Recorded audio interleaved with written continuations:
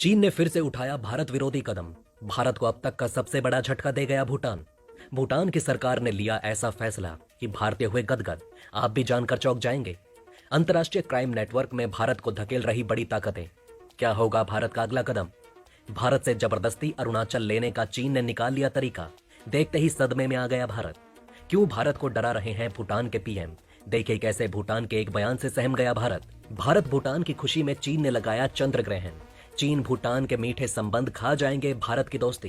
किस धमाके के इंतजार में भारत? देखिए दोस्तों, अभी कुछ समय पहले भूटान से भारत के लिए बहुत अच्छी खबर आई थी। इस खबर ने भारत के लिए एक बहुत बड़ी टेंशन खड़ी कर दी है। जी हाँ दोस्तों, कुछ दिन पहले इस एक खबर पर खुशी से झूमा भारत अब रोने को मजबूर है। आपको बता दें कि भारतीय लोगों को भूटान में 10 ग्राम 24 कैरेट गोल्ड के लिए लगभग 40,000 रुपए का भुगतान करना है। यानी 60,000 वाला माल 40 में मिल रहा है। हालांकि इसका फायदा उठाने के लिए भारतीय पर्यटकों को सस्टेनेबल डेवलपमेंट कॉस्ट देना होगा। इस हिमालयी देश भूटान के फैसले से भारतीयों को सबसे ज्यादा फायदा पहुंचने की उम्मीद है, जो भूटान आने वाले पर्यटकों के सबसे बड़े समूह में से एक है।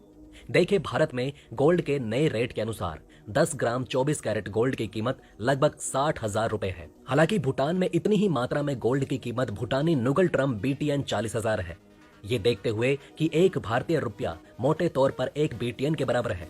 हालांकि इसका फायदा उठाने के लिए भारतीय पर्यटकों को सस्टेनेबल डेवलपमेंट कॉस्ट के रूप में हर दिन 1200 रुपए का भुगतान करना पड़ेगा और पर्यटकों को भूटान में पर्यटन विभाग की तरफ से मान्यता प्राप्त होटल में कम से कम 1 रात रुकना पड़ेगा।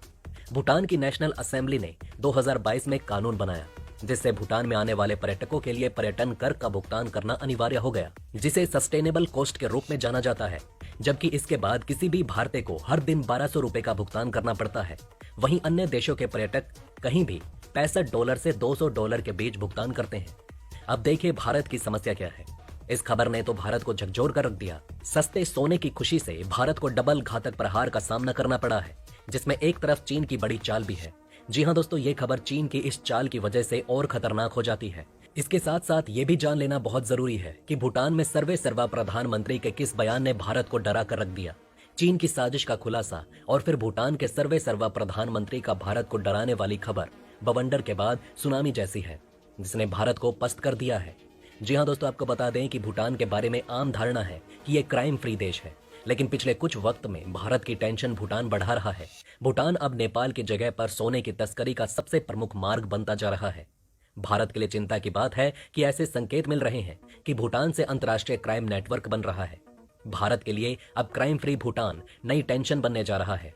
पिछले कुछ वक्त में Bhutan crime international gold smuggling का सबसे पसंदीदा रास्ता बन गया।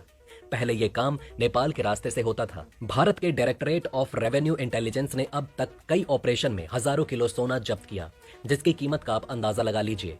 2017-18 में DRI ने 3200 किलोग्राम सोना जब्त किया। ये पूरा सोना स्मगलिंग के जरिए लाया जा रहा था।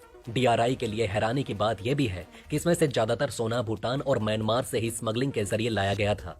भारतीय अधिकारियों के लिए भूटान के रास्ते होने वाली स्मगलिंग हैरान करने के साथ चिंता की भी बात है। भारतीय अधिकारियों के लिए चिंता की बात यह भी है कि भूटान के रास्ते होने वाली सोने की तस्करी के जो भी मामले सामने आए, उनसे अंतर्राष्ट्रीय गोल्ड स्मगलिंग सिंडिकेट का संकेत मिल रहा है। इस बात की पूरी आशंका है कि अंतर्राष्ट्रीय स्तर पर इस तस्करी के काम को व्यवस्थित तरीके से अंजाम दिया जा रहा है। भारत के लिए चिंता की बात यह भी है कि शुरुआत में ऐसे सिंडिकेट सोने की ही तस्करी करते हैं, लेकिन धीरे धीरे इसी रास्ते का प्रयोग हथियार और नशे के उत्पाद की तस्करी में भी किया जाता है।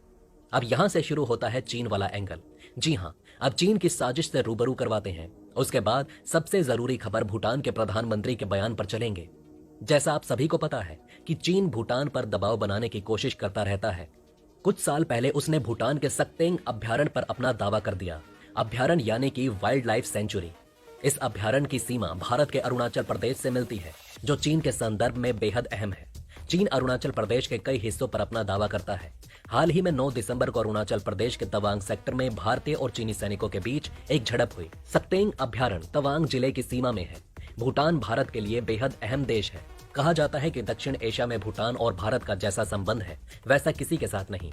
भूटान का चीन के साथ अब तक राजनयिक संबंध नहीं है, लेकिन चीन भूटान को भी अपने प्रभाव में लाने की कोशिश लगातार कर रहा है। ऐसे में भारत भूटान के मामले में काफी सतर्क और संवेदनशील रहता है। डोकलाम के पास भारत, चीन, भूटान तीनों देशों की सीमाएं मिलती हैं। इस ट्राई जंक्शन को लेकर देशों के बीच विवाद चलता रहा है। यहीं से बसाठ का युद्ध शुरू हुआ था। भूटान और चीन के बीच सीमा वार्ता में डोकलाम पर बातचीत शामिल है, इसलिए भारत के लिए ये अहम है। भूटान का ये क्षेत्र भारत के सिलीगुड़ी कॉरिडोर, जिसे चिकन नेक भी कहा जाता है, उसके पास है। चीन भूटान के इस क्षेत्र पर दावा करता है और इसे हथियाना चाहता है। बदले में वो भूटान को एक दूसरा विवादित क्षेत्र देने को तैयार है। लेकिन अगर भूटान चीन को यह हिस्सा दे देता है तो चीनी चिकन नेक के बेहद करीब आ जाएंगे। भारत के लिए यह बड़ा सरदर्द बन जाएगा, क्योंकि इससे भारत के पूर्वोत्तर राज्यों की कनेक्टिविटी के लिए खतरा पैदा हो जाएगा। देखिए दोस्तों, अब आते हैं इस वीडियो के अंत की तरफ, जहां भूटान के प्रधानमंत्री के बयान की तरफ बढ़ते हैं, जो कि तीनों देशों के लिए बहुत जरूरी हो जाता है। डोकलाम विवाद पर भूटान के पीएम लोटे तशेरिंग का कहना है कि इस विवाद को सुलझाने के लिए भारत और चीन को भी साथ बैठना चाहिए। उन्होंने कहा कि सभी देश समान हैं। हालांकि 2019 में उन्होंने चीन के अवैध निर्माण का विरोध किया था। डोकलाम तीनों देशों के ट्राई जंक्शन पर है। चीन भूटान के हिस्से पर कब्जा करने के बाद दक्षिण में भारत के इलाके में घुसने की कोशिश कर रहा है। भूटान के पीएम के इस बयान पर खलबली मची, जब उन्होंने कहा कि समस्या का हल निकालना केवल भूटान पर निर्भर है। हम तीनों देश हैं, कोई छोटा या बड़ा देश नहीं है, तीनों समान देश हैं। पीएम शेरिंग ने 2019 में चीन के अवैध निर्माण का विरोध किया था। द हिंदू को दिए गए बयान के मुताबिक उन्होंने कहा कि किसी भी पक्ष को तीनों देशों के बीच मौजूदा ट्राई जंक्शन पॉइंट के पास एक तरफा कुछ भी नहीं करना चाहिए। दशकों से Doklam tri junction point international map में दिखाया जाता रहा है। भूटान की इस बात पर चीन की बहुत जली। अभी भी इन सब बातों से पता चलता है कि भूटान भारत के ही पाले में है, लेकिन यह भी पता चलता है कि भारत को भूटान पर से चीन की काली नजर हटानी होगी, भूटान का साथ देना होगा। इस पर आपका क्या कहना है, कमेंट में जरूर बताएं। दोस्तों, अब आप हमें कमेंट सेक्शन में बताएं कि क्या आपको ये बातें पहले से पता थी। अगर नहीं तो इनमें से कौन सी बात आपको सबसे ज्यादा इंटरेस्टिंग लगी, और कमेंट बॉक्स में जय हिंद लिखना ना भूलिएगा। तो दोस्तों, हमारे इस वीडियो में हमने आपको बहुत सी बातें बताने की कोशिश की। अगर आपको हमारी कोशिश अच्छी लगी हो तो प्लीज लाइक करें इस वीडियो को, और इसी तरह की और जानकारी पाने के लिए सब्सक्राइब करें हमारे चैनल को। जितना हो सके इस वीडियो को शेयर करना ना भूलें। जय हिंद, जय भारत।